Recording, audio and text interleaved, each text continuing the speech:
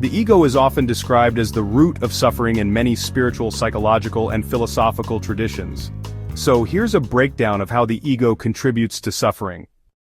Attachment to identity. The ego forms a rigid sense of "I am this," a personal identity based on roles, achievements, beliefs, appearance, and so on. When that identity is challenged, lost, or unrecognized, we feel hurt, threatened, or even lost. For example, let's say you think, "I'm a successful person." If you lose your job, your identity collapses, leading to suffering. Desire and craving.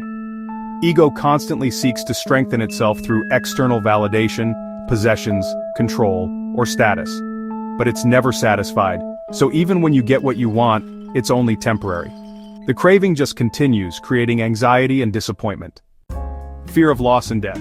The ego equates survival with permanence, which, honestly, is just impossible in a changing world. This creates a fear of loss, change, and death, and it leads us into this chronic insecurity and fear-based way of living.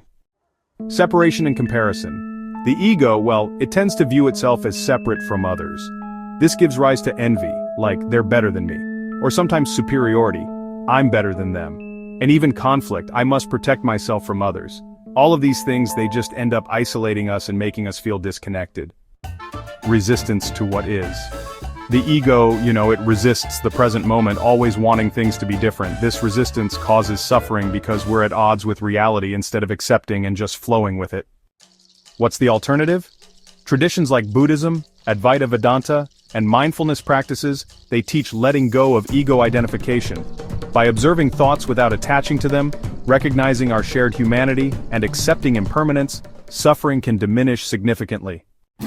In a sentence, ego creates suffering by convincing us that we are separate, lacking, and in control of what can never be controlled. Please subscribe for more content.